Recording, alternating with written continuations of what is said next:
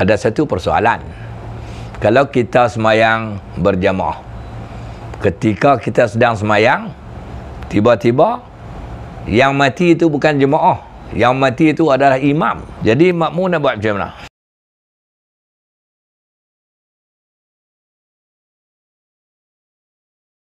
Kita selalu mendengar orang mati ketika sedang solat. Duduk tengah semayang, mati. Maka kebanyakan kita merumuskan orang tu dia husnul khatimah.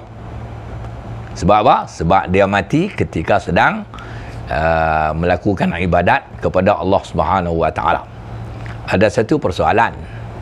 Kalau kita semayang berjamaah, ketika kita sedang semayang, tiba-tiba yang mati itu bukan jemaah, yang mati itu adalah imam. Imam yang sedang mengimamkan solat, tiba-tiba dia mati ketika sedang solat. Jadi makmum nak buat macam mana? Jadi suasana yang macam tu, makmum nak buat apa? Sebab imam tu umpama pemandu lah kepada solat. Makmum ni umpama orang yang dipandu. Makmum nak buat apa? Adakah apabila imam mati, maka makmum semua kena berhenti sembahyang? Itu persoalan. Ataupun makmum bawa perihal masing-masing, melakukan solat bersendirian masing-masing. Ataupun yang ketiganya, ada salah seorang makmum istikhlaf imam. Istikhlaf imam ni maksud menggantikan imam. Salah seorang makmum tu menggantikan imam supaya dia dapat menyempurnakan solat berjamaah, maka dapat dilakukan oleh makmum-makmum yang lain sehingga solat berjamaah itu dapat diselesaikan atau disempurnakan. Kalau tu imam duduk tengah semayang dia mati, tiga persoalan yang saya lontarkan, makmum semua nak kena berhenti semayang kah? Atau yang kedua, semayang masing-masing, meneruskan semayang tapi masing-masing. Atau yang ketiga, jemaah itu diselamatkan dengan salah seorang makmum mengambil alih tempat imam. Masalah istikhlaf. Maka jawapannya, makmum ni tak boleh berhenti semayang.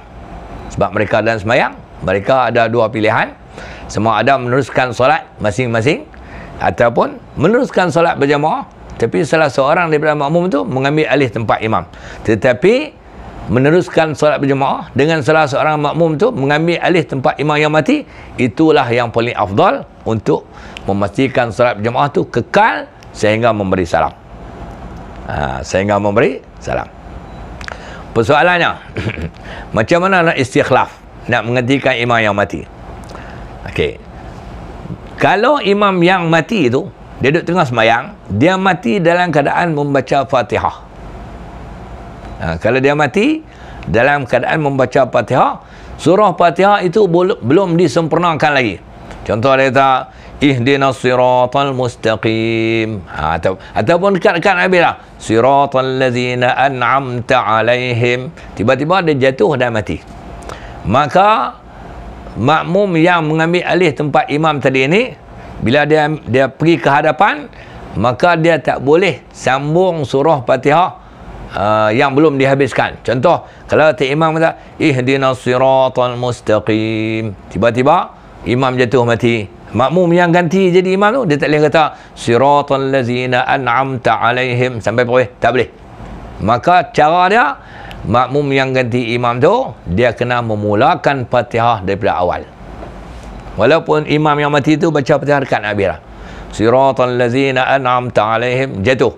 Makmum yang ganti jadi imam, dia elok duduk tempat imam, dia bismillahirrahmanirrahim, alhamdulillahirabbil alamin sampai habis. Itu cara dia. Tetapi kalau apa orang panggil apa?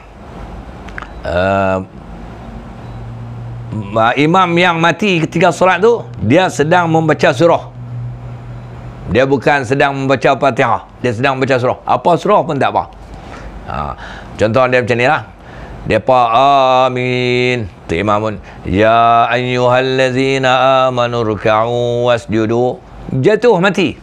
Maka makmum yang main ganti tu imam tu menjadi imam ganti, terpulang kepada dia nak sambung surah tu ataupun nak baca surah yang lain, tu terpulang kepada dia.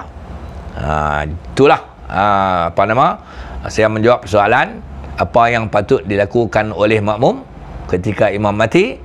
Yang terbaiknya sembahyang berjamaah itu diselamatkan dengan makmum salah seorang tu menggantikan imam, dan cara ganti yang lain seperti biasa, tapi tentang surah Fatihah, kalau imam baca Fatihah tak habis, makmum yang mengganti jadi imam dia mesti baca Fatihah daripada awal. Kalau imam membaca surah, terpulanglah kepada makmum nak baca surah apa, nak baca surah yang sama dibaca oleh imam ataupun surah yang lain. Wallahu a'lam.